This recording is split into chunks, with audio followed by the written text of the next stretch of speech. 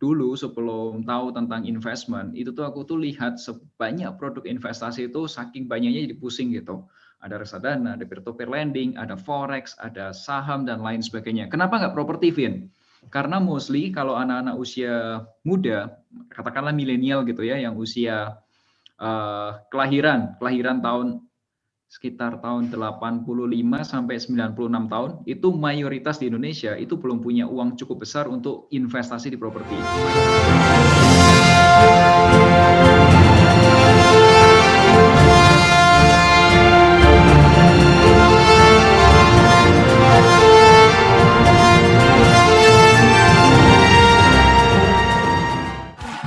Shalom orang muda Katolik, perkenalkan saya Melvin Mumpuni CFP, perencana keuangan dan juga founder dari Finansialku.com.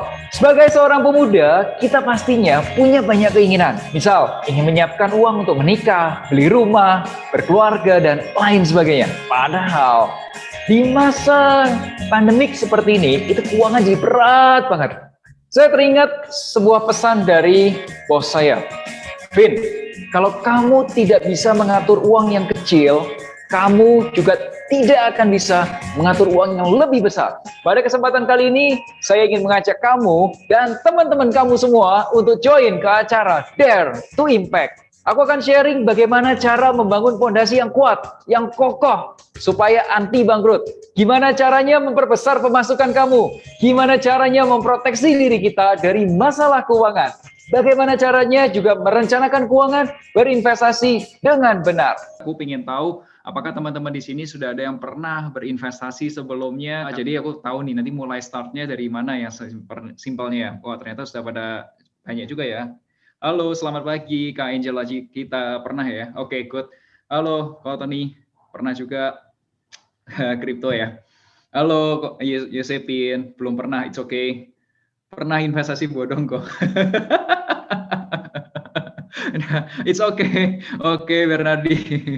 Oke, multimedia pernah, Benny pernah, Kak Benny pernah, Kak Feli pernah ya, Felita pernah, saham forex good. Masihkah jalan forexnya? Ada Jesslyn baru gak lama ini coba dari Kojimi Taslim. Oh, ini Kojimi Taslim ini yang punya saudara artis ya, Joe Taslim ya. Ya, Mortal Kombat. Ya, pernah. Oke, ada Kak Lucia, pernah ada Cintami Senjaya. Halo, Kak Cintami. Aku panggil kakak aja nggak apa-apa ya mungkin ya, karena aku nggak tahu usianya berapa. Aku panggil seumuran aja lah ya. Pernah, kau ada Kak Christopher, pernah Kak Jimmy. Bukan. Sekarang lagi jalan. Good. Oke, so hari ini aku akan santai aja ceritaan. Pengalamanku tuh gini. Sebelum aku masuk ke konten ya, aku bahas dulu. Sebelumnya tuh dulu sebelum tahu tentang investment, itu tuh aku tuh lihat sebanyak produk investasi itu saking banyaknya jadi pusing gitu. Ada reksadana, ada peer-to-peer lending, ada forex, ada saham, dan lain sebagainya. Kenapa nggak properti, Vin? Karena mostly kalau anak-anak usia muda, katakanlah milenial gitu ya, yang usia kelahiran tahun sekitar tahun 85 sampai 96 tahun, itu mayoritas di Indonesia itu belum punya uang cukup besar untuk investasi di properti. Mayoritas, bukan berarti semua tidak. Ada yang sudah berhasil, ada. Tapi mayoritas belum punya uang yang cukup besar. Nah, kalau misal nunggu uangnya gede baru beliin properti, nggak jalan-jalan. That's it. Makanya aku nggak ngomongin properti. Tapi kalau di tempat-tempat yang lain ada nggak ngomong properti, bisa. Nah, makanya itu saking banyaknya kadang-kadang pusing. Investnya apa dulu? Semrawut sendiri.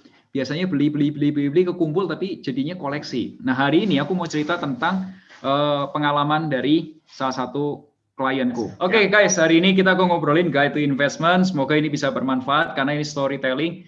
Sebelumnya buat teman-teman yang mungkin kemarin belum kenal sama aku, namaku Melvin Mumpuni. Kalau teman-teman mau ingat namaku, ingat aja Melvin itu Melek Finansialku. Melek Finansial. Nah, kalau tadi tanya, my name, nama baptisku Martinus, Saint Martinus, itu yang kasih baju ke orang, kalau nggak salah waktu itu ceritanya dia naik kuda. Nah, itu Saint Martinus. Nah, jadi namaku 3M, Martinus Melvin Mumpuni.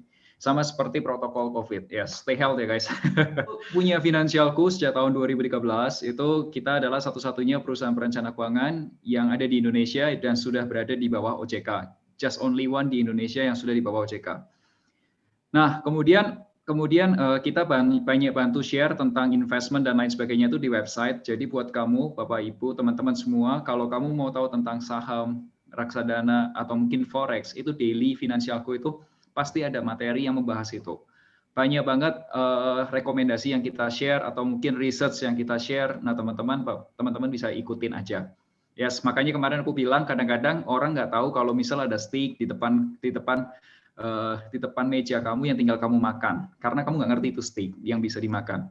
Terus kalau ada aplikasi finansialku yang bisa bantu kamu untuk rencanain keuangan, dan ada juga konsultasi keuangan bersama finansialku. Aku tadi banyak ngobrolin di sosial media, salah satunya ada dibilang Happy Sunday, Happy Conde, itu ada di Instagramnya @financialco_com. Terus this is my goals, just only two hari ini. My goals first is kamu bisa memilih investasi yang tepat dan nyaman untuk dijalankan. Bukan cuma cuan gede, tapi harus nyaman buat kamunya. Dan yang kedua, kamu bisa wujudin tujuan keuangan kamu dalam jangka yang pendek, kurang lebih setahun ke depan, dalam jangka menengah 1-5 tahun ke depan, atau juga jangka yang lebih panjang, katakanlah 5 tahun ke depan.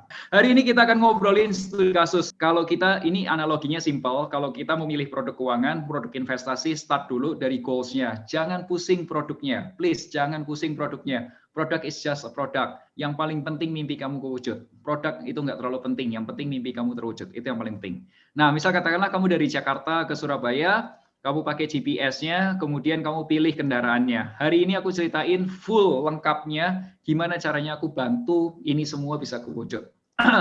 Dan teman-teman, aku ingetin sekali lagi, ini framework yang kita pakai, jadi ini akan kita pakai sepanjang acara ini. Pertama, itu kamu kuatin dulu fondasinya, fundamentalnya, itu keamanan keuangan. Kamu harus punya penghasilan, punya dana darurat, tabungan. Kalau bisa pinjaman dilunasin, jangan diperbanyak, tapi dilunasin.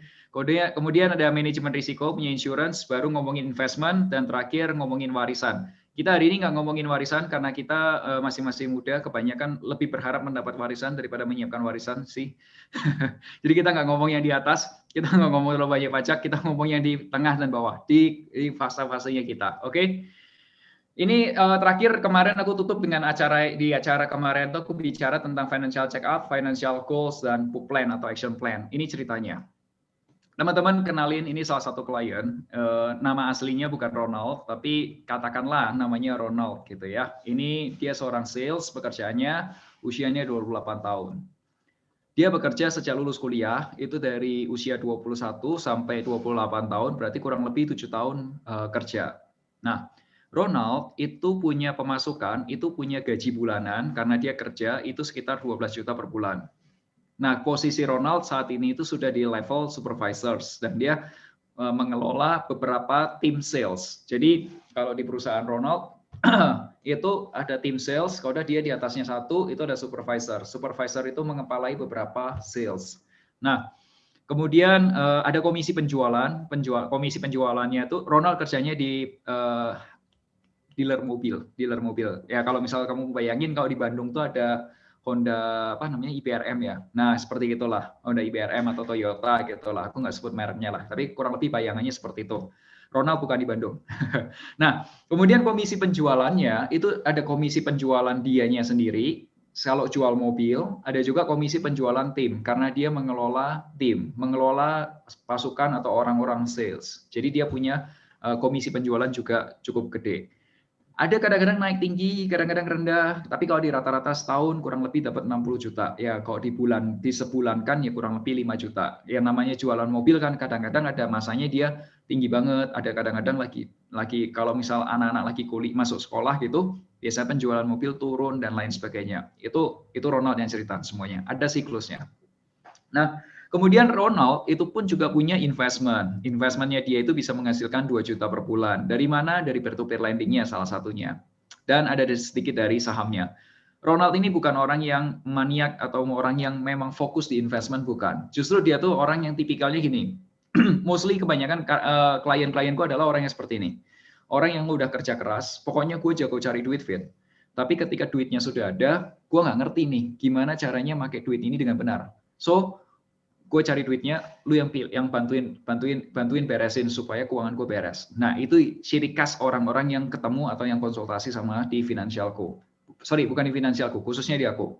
Karena ada juga yang memang ada yang maniak juga di investment ada, tapi klien-klien yang maniak di investment ada, tapi Ronald tipikal yang seperti itu. Pokoknya aku yang kerja keras, ini uangnya udah ada, gimana caranya biar bisa wujudin tujuan keuanganku. Total income-nya dia kurang lebih 19 juta per bulan. Makanya aku bilang ketika ada anak muda single, income-nya 19 sampai 20 juta, itu bukan hal yang aneh. Karena ada, kenyataannya ada.